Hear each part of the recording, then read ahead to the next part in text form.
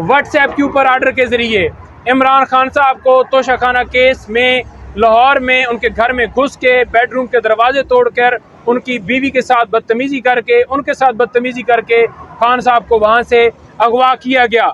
इसके साथ साथ मैं ये कहना चाहूँगा कि ट्रायल चलता रहा है। जिस तरह से अदालतें वहाँ पर ट्रायल चलाती रही हैं, हम बार बार कहते रहे कि ये ओपन ट्रायल नहीं है, ओपन हो दुनिया देखे।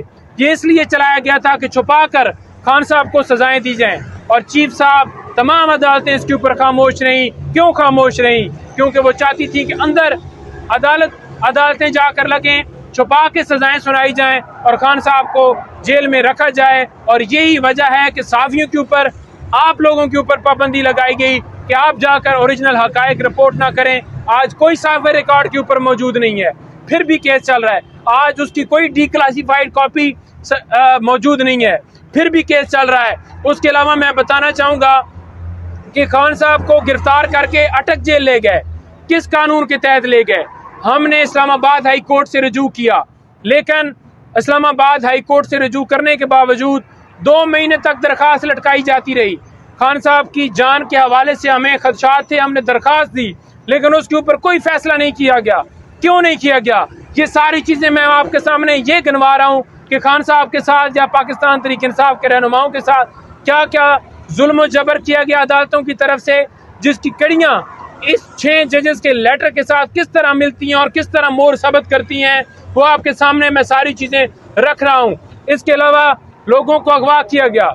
अदालतों ने ये रिमार्क्स दिए कि अगर प्रेस कॉन्फ्रेंस करोगे तो आपको छोड़ दिया जाएगा, अगर प्रेस कॉन्फ्रेंस नहीं करोगे तो आपको अंदर रखा जाएगा।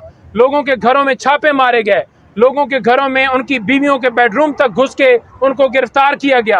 क्यों नहीं उसके ऊपर एक्शन हुआ? क्योंकि ऊपर से एजेंसियां प्रेशराइज करती थी। वो कहती थी कि किसी सूरत आपने इनके केसेस नहीं सुने। अगवा होने का उनको पता था जजेस को, लेकिन वो बोल नहीं रहे थे। क्यों नहीं बोल रहे थे? क्योंकि वो ओपनली बाहर आकर नहीं कर रहे थे कि एक जज के साथ कुछ ज्यादती होती है तो उसके साथ कोई खड़ा नहीं होता।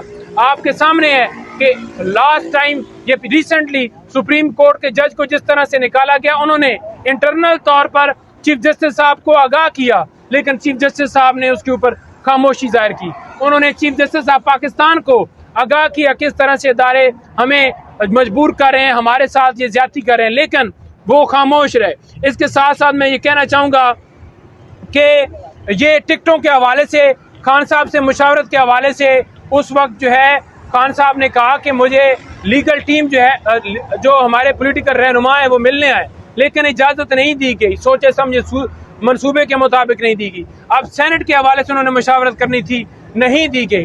खान साहब को बंद करके बंद कमरे के अंदर गैर कानूनी तौर पर ट्रायल चलाए गए। हम फिलफौर मुतालबा करते हैं कि तमाम केसेस झूठे हैं, तमाम केसेस 9 मई का वाक़या सारा जो है वो झूठा है, प्री प्लान है। इसमें सिर्फ और सिर्फ पाकिस्तान तहरीक इंसाफ को, इमरान खान को टारगेट करना था, जो कि सारा एजेंडा ये खत के जरिए एक्सपोज हो चुका है। हम मुतालबा करते हैं कि तमाम के केसेस ख़त्म किए जाएं और खान साहब को फिलफौर रिहा किया जाए।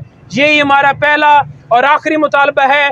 हम ये भी इस्तदा करते हैं कि तमाम लोगों से कि अगर इसके ऊपर ये फैसला नहीं होता तो तमाम पूरा पाकिस्तान निकले और अपनी आज़ादी के लिए, इदारों की आज़ादी के लिए ये निकलना होगा, आपके बच्चों के मुस्तकबिल के लिए निकलना होगा, तभी आपका मुल्क, ये अदारे आज़ाद हो सकते हैं। पाकिस्तान जिंदाबाद। अच्छा, ये बता दें, आपने भी कहा है कि चीफ जस्टिस को इस चीज़ का इल्म था कि 2 जो सीनियर जजेस थे सुप्रीम कोर्ट के, उन्होंने इस्तीफा दिया, लेकिन वो अब तो बोल सकते थे ना बाहर जाकर, अब तो बता सकते थे ना इस हवाले से। कौन से चीफ जस्टिस जी? 2 जो जस्टिस थे, इजाजुल हसन और चीफ जस्टिस, उसके हवाले से क्या कह रहे हैं? अभी आपने कहा है कि उन्होंने चीफ जस्टिस को आगाह किया था, जो सुप्रीम कोर्ट के 2 जस्टिस ने इस्तीफा दिया था, लेकिन उस पर कोई एक्शन नहीं लिया गया।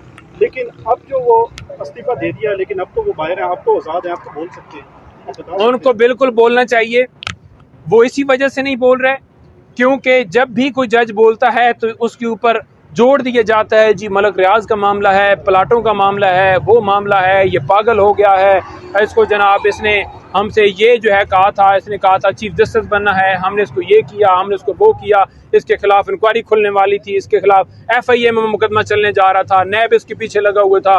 तो इन चीज़ों के ऊपर पर्दा डालने के लिए उसे बना दिया जाता है कि ये करप्ट इंसान है, उसे बना दिया जाता है कि ये मुल्क से गद्दार है। यही मामला है कि यहाँ पर जो बोलता है उसे गद्दार बना दिया जाता है। आज इमरान खान को क्यों जेल में डाला हुआ है? क्योंकि वो बोलता है, वो सीधी बात करता है। आज उसकी सारी बातों के ऊपर मोहर लगी है और ये उसको गद्दार बनाना चाहते हैं। जो गद्दार हैं उनको सजाए मौत देनी चाहिए, जो असल गद्दार हैं, और जो बेगुनाह है उसे रिलीज करना चाहिए। हाँ।